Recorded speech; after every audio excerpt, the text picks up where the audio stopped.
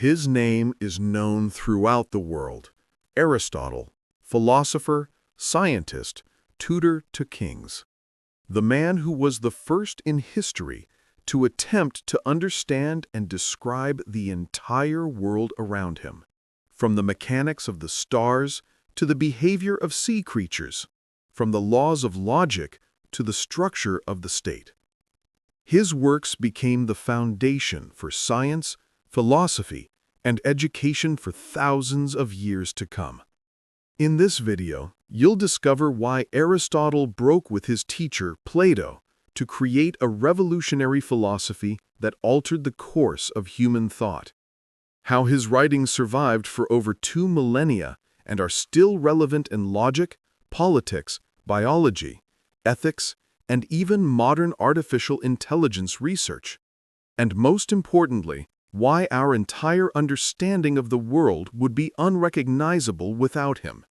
This is the story of the man who taught humanity how to think. Suggest new video topics in the comments and subscribe to the channel. New stories are uploaded here every day. Birth in Stagira and a fatherless childhood. In the early 4th century BC, in the small coastal town of Stagira on the peninsula of Chalkidiki, a boy named Aristotle was born. No one could have guessed that this child would become one of the greatest thinkers in human history. Stagira was a modest but vibrant and industrious town. Its harbor welcomed merchant ships from across the Aegean Sea, and its streets echoed from dawn to dusk with the voices of craftsmen, traders, sailors, and philosophers. Aristotle was born into a highly respected family. His father, Nicomachus, was not merely a physician. He held the prestigious position of court physician to King Amyntas II of Macedon, the grandfather of the future Alexander the Great. The family home, set away from the main square near the sea, was filled with the scent of medicinal herbs, damp papyrus scrolls, clay vessels filled with tinctures, and polished metal instruments. Here, from his earliest years, the boy watched his father work. Nicomachus believed the world operated on certain principles. He taught his son that a person's health was connected not just to the body, but to their way of life, the climate, their diet, their mood, and their interaction with the environment. For young Aristotle, these lessons were his first steps toward understanding that nature is not chaotic, that behind the apparent diversity of phenomena lie specific causes. His father often took him on rounds to local villages, to fishermen on the coast, and to wealthy townspeople. On these journeys, Aristotle saw how nature affected people's health. Fevers were more common in the lowlands, the air was cleaner on the heights, and the ailments of sailors differed from those of farmers. It all formed a unified understanding of the connection between humans and the world around them. But this happy childhood was short-lived. When Aristotle was about 10, his father died. The cause remains unknown. Soon after, his mother, Festus, also passed away. Orphaned, Aristotle was placed under the guardianship of Proxenus of Autarnius, an educated man well-versed in philosophy, mathematics, poetry, and rhetoric. Proxenus provided him with an excellent education for the time. Mornings were spent memorizing Homer, followed by geometry, arithmetic, rhetoric, and discussions of myths and history. Proxenus encouraged his ward's curiosity, fostering his ability to reason, compare facts, and draw his own conclusions. He particularly emphasized the study of nature, taking the boy to nearby groves and the coast to observe plant and animal life. These observations forged in Aristotle a habit of not just looking at the world, but striving to understand its why. While most people were content with what they saw, he persistently asked, why does the sun rise in the east? Why do some plants bloom in spring and others in summer? Why does iron sink but wood float? From an early age, Aristotle stood out not only for his curiosity, but for a rare childlike capacity for systematization. He sought not just to learn facts, but to connect them, to build chains of cause and effect. By the age of 15, it was clear that the horizons of Stagira were too narrow for a youth whose mind yearned for more. Proxenus, realizing Aristotle needed a mentor of a higher caliber, decided to send him to Athens, the intellectual heart of the Greek world, to the famous Academy of Plato. Plato's pupil, the Academy years.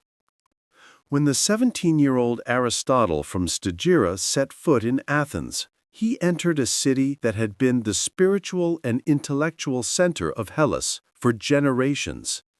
Its glory lay not in grand palaces, but in the freedom of speech and the habit of debating everything, from the structure of the city-state to the nature of being. His destination was the Academy, founded by Plato 2 decades prior. It was unparalleled in the Greek world, a school where learning was a systematic process of lectures, disputes, and reflection in its own garden and library. Aristotle immersed himself in a world where every word, every statement was subjected to analysis and discussion, all in the pursuit of truth. He was initially captivated by Plato's magnificent theory of forms, which proposed that a higher reality of perfect eternal ideas exists, and our perceived world is merely an imperfect reflection of it. However, the deeper Aristotle delved into Plato's views, the more doubts began to stir within him. How exactly are these ideas connected to actual objects? If the idea of beauty exists separately, where is it? He increasingly came to believe that essence must be within the thing itself, in its nature and form. He didn't keep these thoughts to himself. He actively participated in debates, fearlessly arguing with Plato and other students. His disputes weren't attacks for argument's sake, but a sincere drive to get to the core of the matter. Plato, according to accounts, respected him, but sometimes remarked with a touch of exasperation, "Aristotle kicks me as a foal kicks its mother." Aristotle's thinking was invariably drawn to the real, observable world. While the Academy focused on metaphysics, he increasingly turned his attention to the concrete, studying plants, animals, and their structures. He began recording his observations, noting the differences in the gills of fish or the behavior of birds, details other philosophers often dismissed as trivial. For him, they were the foundation of a new method based on observation, classification, and inference from experience. Despite these growing philosophical differences, Aristotle remained at the Academy for nearly 2 decades, eventually becoming a teacher himself. When Plato died in 347 BC, a new chapter began for Aristotle. The leadership of the Academy passed to Plato's nephew, Speusippus. Combined with rising anti-Macedonian sentiment in Athens, Aristotle, being from Stagira, was connected to Macedon. It was time to leave. The quest for knowledge and new horizons. Aristotle accepted an invitation from Hermias, ruler of the city of Assos in Asia Minor. Hermias, a philosopher himself, dreamed of creating an intellectual haven. In Assos, and later on the island of Lesbos, Aristotle found the freedom to pursue what truly captivated him, the study of nature. This was perhaps the most intense period of scientific research in his life. He spent hours on fishing boats and the shore, meticulously studying marine life, anatomy, and habits. It was here, on Lesbos, that he began to formulate the principles of biological classification, grouping animals by essential traits like the presence of blood, methods of reproduction, and body structure. laying the groundwork for empirical life sciences. His personal life also flourished here. He married Pythias, Hermias's niece, and they had a son, Nicomachus, to whom he would later dedicate his famous work on ethics. His philosophical ideas also crystallized during this time. He developed his famous theory of the four causes, asserting that to fully understand anything, one must know four aspects: material cause, what it is made of; formal cause, what is its essential form or pattern; efficient cause, what brought it into being; final cause, what is its purpose or end goal. This framework would become a cornerstone of Western science and philosophy. At the court of Philip II. When King Philip II of Macedon invited Aristotle to become the tutor to his son, Alexander, the philosopher was 41 years old. Philip wanted a man who could not only impart knowledge, but shape the mind of a future ruler, teaching him to understand the nature of things, the laws of society, and the order of the world. For 3 years, Aristotle taught the 13-year-old Alexander at a secluded residence in Mieza. His curriculum was vast, encompassing philosophy, ethics, logic, rhetoric, poetry, history, biology, and astronomy. He believed a ruler must be able to articulate his thoughts clearly, understand the laws of nature, and ponder eternal questions of good, evil, and justice. Central to this education was rhetoric, the art of mastering the word to persuade, inspire, and lead. They studied Homer's Iliad intensely. Legend says Alexander kept a special annotated copy from Aristotle under his pillow throughout his campaigns. Their relationship was complex. Alexander was too independent to accept any truth unquestioningly, and Aristotle encouraged this intellectual independence. Their dialogues, filled with debate and the search for truth, forged the intellectual foundation that would stay with Alexander forever. When Alexander turned 16 and was made regent, Aristotle's primary mission was complete. However, their connection endured. During his conquests, Alexander ordered his men to send Aristotle samples and descriptions of exotic plants, animals, and customs from the conquered lands, providing the philosopher with an unparalleled wealth of data for his future research.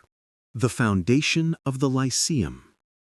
Aristotle returned to Athens not as a student, but as a mature thinker and esteemed public intellectual. He founded his own school, the Lyceum, near the temple of Apollo Lycaeus. Its students became known as peripatetics, those who walk about, as lessons were often conducted while strolling through the garden's shaded walkways. The Lyceum was radically different from Plato's academy. While the academy focused on abstract dialectics about ideal forms, the Lyceum was a research institution where knowledge was based on observation of the real world. It was a combination of a university, a research laboratory, and a library. Aristotle organized the work systematically. Morning lectures, achromatic, for inner circle students covered advanced topics like metaphysics, logic, and physics. Afternoon lectures, exoteric, for the general public, addressed rhetoric, politics, and biology.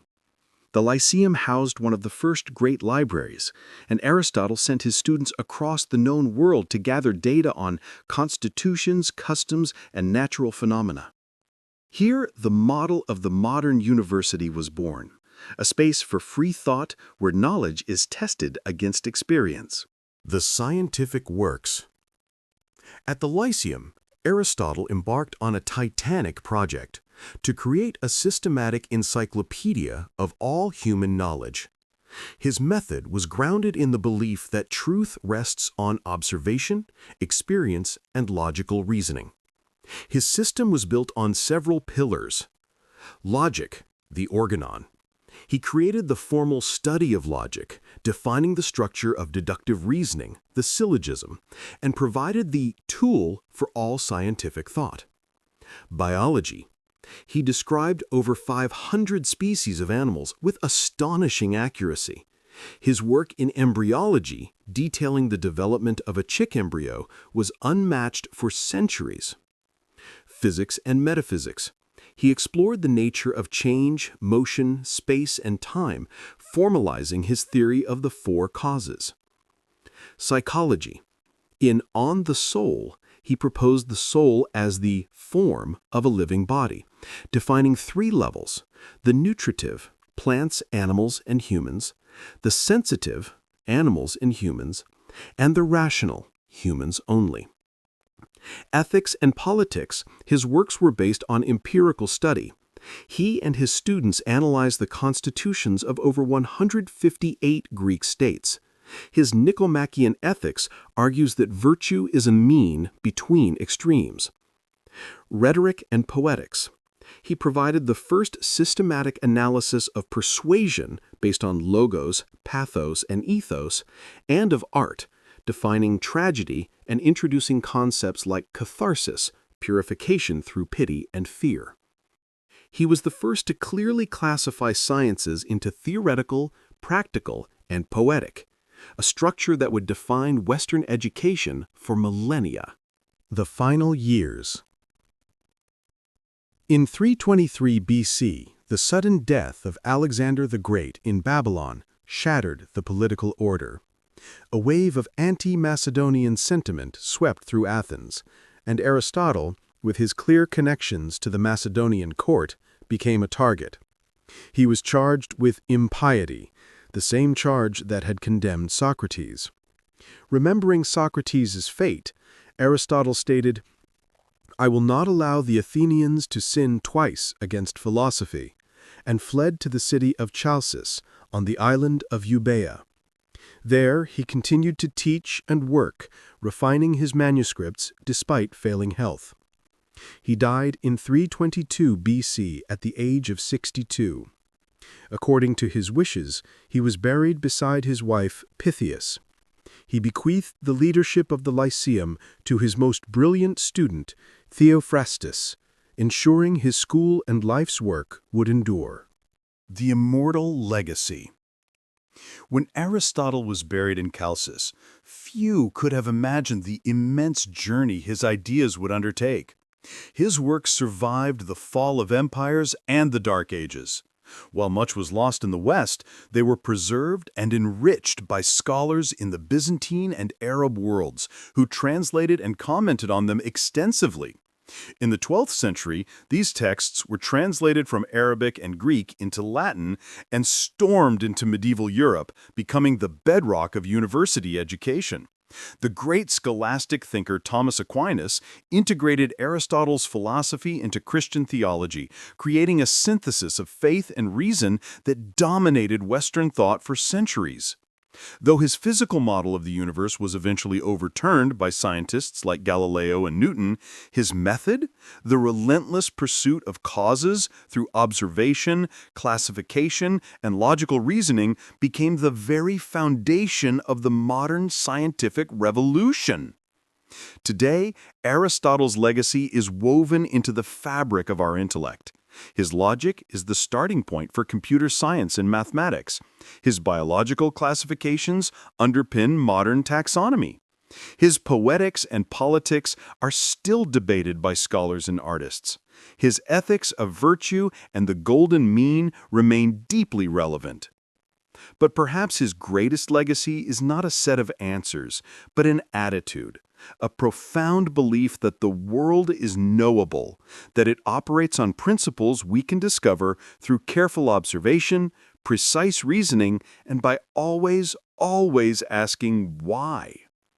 He taught humanity how to think, and in doing so, he shaped the very mind of the modern world.